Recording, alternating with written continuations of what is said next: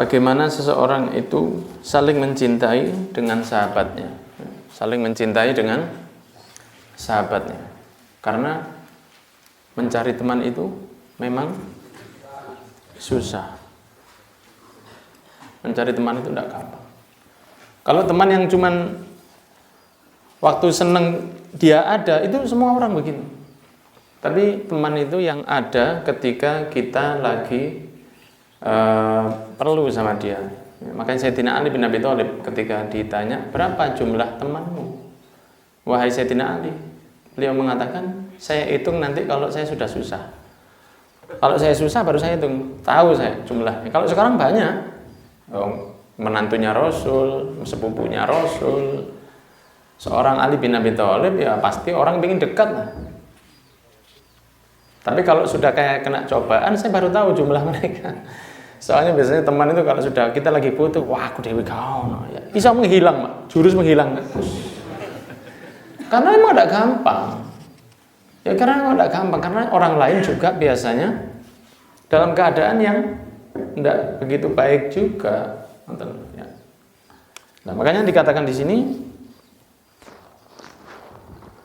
siapa orang yang menziarahi temannya yang sakit, menjenguk yang sakit, kemudian dipanggil oleh, akan mendapatkan dua panggilan, dua pemanggil dan dua doa.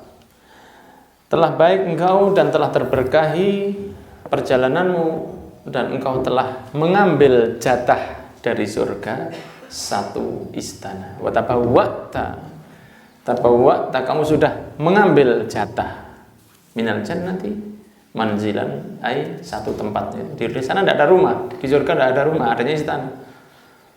Jangan begini, di surga nanti kita rumah sederhana aja tidak apa-apa, tidak ada itu. Jadi kalau fantasi itu jangan nanggung, gratis kok. Mikirnya nanggung. Jadi kalau urusan berfantasi untuk kepada Allah itu jangan nanggung. Nah, sehingga di dalam surga itu kalau sudah dikatakan manzil itu berarti bukan rumah. Kalau di dunia manzil itu rumah. Manzili itu rumah. Tapi kalau manzil di surga tidak ada rumah, istana yang ada. Dan bagus, temboknya itu expose. Ya, seperti itu expose yang belum disemenin. Nah, itu namanya expose. Memang saya sengaja begitu. Itu expose. Tapi kalau expose-nya di sini kan temboknya kelihatan batanya. Kalau di sana itu expose-nya dari batangan emas. Nah, gitu. Itu manzil ya, rumah. Itu bagi orang-orang yang silaturahmi mendatangi saudaranya yang sakit lillahi ta'ala. Tapi ya sudah saya bahas, kalau datang jangan lama. Jangan lama-lama. Beri kabar gembira, kasih obat merah, ya. Soekarno-Hatta cepat sembuh. Kalau datang bawa temulawak. Iya. Lawang orang sakit lambung digawa bakso pedes. Ya. Ini kan ngenyek ini ya. Ngeprank ini namanya. Yang gemuk yang jaga. Terus beri kabar gembira. Kemudian yang keempat, Rasulullah juga sudah kita bahas kemarin, bahwa memberi contoh Kanjeng Nabi seperti duduknya orang yang duduk dengan orang baik. Itu beda dengan orang yang tidak baik. Bahwa orang kalau duduk dengan orang baik itu seperti orang yang duduk dengan orang-orang yang sedang membawa minyak wangi. Ya. Orang yang memiliki minyak wangi, parfum, jika Anda tidak diberi parfumnya, maka Anda akan mencium dari tubuhnya itu wewangian yang enak. Ya, Anda duduk dengan seorang yang wangi. Walaupun Anda tidak diberi minyak wangi itu, tapi Anda kan akan merasa enak. Karena sebelah Anda itu wangi. Cukup sebelah Anda wangi, Anda sudah merasa enak. Padahal Anda tidak dikasih parfumnya, cuma dikasih baunya saja sudah enak. Nah, sedangkan orang yang duduk dengan teman yang ngejak maksiat, teman yang mengejak untuk jauh dari Allah, teman yang menjadikan Allah itu bukan sebagai yang diutamakan, maka mereka itu seperti orang-orang yang baru saja bakar-bakar atau pandai besi, atau orang baru bakar sampah, ya, atau orang yang baru olahraga dan belum mandi 1 minggu. Dia tidak ngapa-ngapain, cuma duduk di sebelah jenengan, jenengan sudah terganggu dengan baunya dia, padahal jenengan tidak dikasih baunya.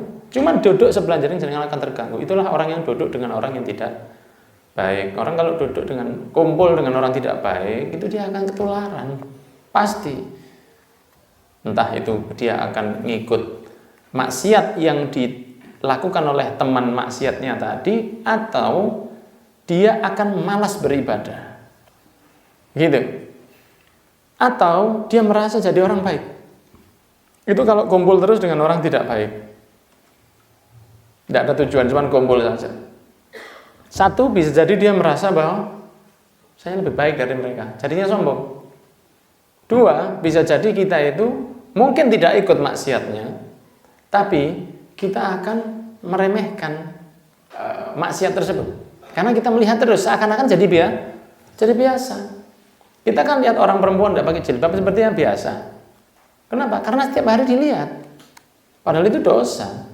Tapi karena setiap hari kelihatan di pasar, ini akhirnya seperti apa? Seperti biasa, gitu. Atau kita ikut maksiat dengan dia. Itu kalau kumpul terus begitu. Jadi akan kena baunya. Ya, jadi kena rugi gitu loh. Duduk dengan orang tidak baik. Aku lo godok. Iya lah, masa mancing. Ya, orang duduk itu nular. Orang dengan orang baik juga nular. Kalau dia duduk dengan orang baik, maka dia akan merasa ini sholatnya lebih banyak dari saya. Ini orang sabarnya lebih sabar dari saya. Ini orang sedekahnya lebih banyak dari saya. Jadi kita merasa kurang terus akhirnya. Akhirnya kita akan ada rasa bahwa saya ini tidak sebaik yang saya kira. Ada yang lebih baik dari saya, ada yang lebih sabar, sehingga ada kesempatan untuk mencapai apa yang telah dicapai oleh orang baik tersebut. Itu akan ngefek. Makanya golek konco itu yang baik.